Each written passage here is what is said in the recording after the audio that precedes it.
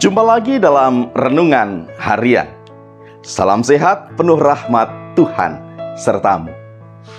Untuk renungan hari ini, saya memberikan judul Tuhan Satu Lagi, yang didasarkan pada kitab Nabi Yesaya pasal 58 ayat 10 dan 11. Apabila engkau menyerahkan kepada orang lapar makananmu sendiri dan memenuhi kebutuhan orang yang tertindas, maka terangmu akan terbit dalam gelap, dan kegelapanmu akan seperti rembang tengah hari.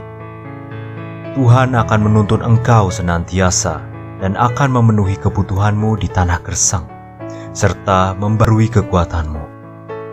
Engkau akan seperti kebun yang diairi dengan baik, dan seperti mata air yang tidak pernah mengecewakan. Saudaraku, kisah kepahlawanan Desmond Doss, seorang tentara Amerika Serikat di Perang Dunia Kedua, merupakan sebuah kisah yang sangat unik dan menginspirasi. Karena jasanya, maka ia dianugerahi Medal of Honor, medali kehormatan oleh Presiden Amerika Serikat Harry S. Truman usai Perang Dunia Kedua. Apa keunikannya? Ya, sebagai penganut Kristen yang taat, ia menjadi prajurit yang tidak mau memegang senjata. Dan apa kisah inspiratifnya? Inilah kisahnya.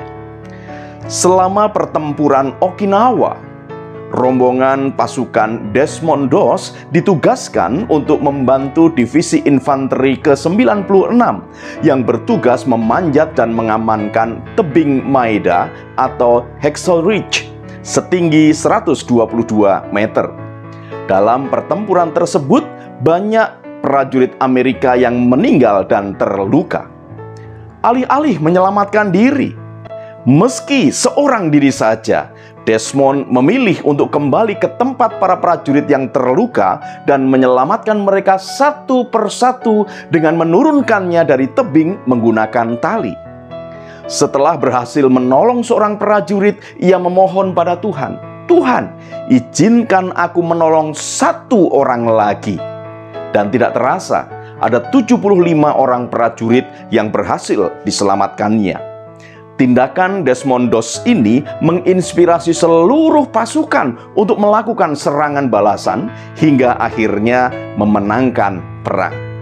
Kisah nyata Desmond Doss ini telah difilmkan dalam sebuah film berjudul Hacksaw Ridge yang dirilis tahun 2016. Sungguh menarik mencermati kisah Desmond Doss ini.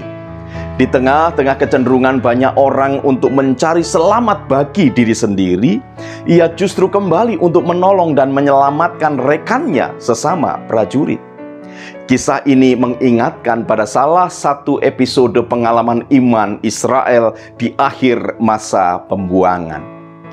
Kala itu Tuhan bersabda, "Apabila engkau menyerahkan kepada orang lapar makananmu sendiri dan memenuhi kebutuhan orang yang tertindas, maka terangmu akan terbit dalam gelap dan kegelapanmu akan seperti rembang tengah hari."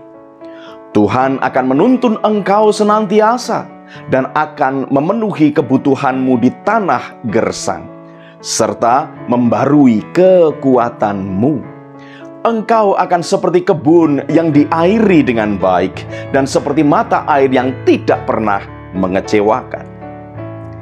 Di akhir masa pembuangan, umat memohon pengampunan dari Tuhan melalui tindakan berpuasa.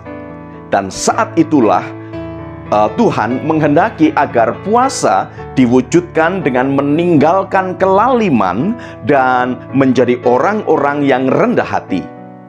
Allah menghendaki umat agar melakukan ibadah yang membawa perubahan bagi diri sendiri dan berdampak nyata dalam kehidupan umat. Karena dengan bertindak demikian, umat akan menjadi terang dan berkat. Ibadah yang Tuhan kehendaki adalah ibadah yang berorientasi kepada kepentingan Tuhan dan pengenalan yang benar akan kehendaknya, bukan kepada kepentingan diri sendiri. Saudaraku, ketika menanggalkan kepentingan diri sendiri dan memberikan pertolongan dengan tulus kepada orang lain yang membutuhkan, maka pada saat yang sama terang Tuhan akan terbit atas diri kita.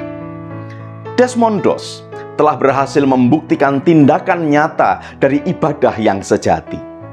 Kiranya kita juga terinspirasi untuk melakukan tindakan yang sama, yaitu menolong orang-orang yang membutuhkan bantuan dengan tulus hati dan rendah hati.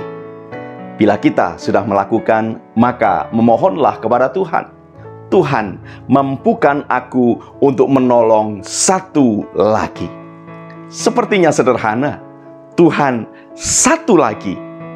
Tetapi percayalah bahwa permohonan itu akan mendorong kita untuk terus menolong orang-orang yang lain lagi. Selamat berjuang, saudaraku. Tuhan Yesus memberkati. Salam guru dan keluarga.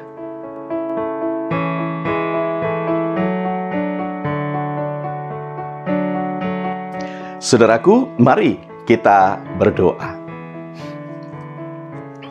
Ya Tuhan, mampukanlah kami untuk dapat menanggalkan ego diri kami masing-masing.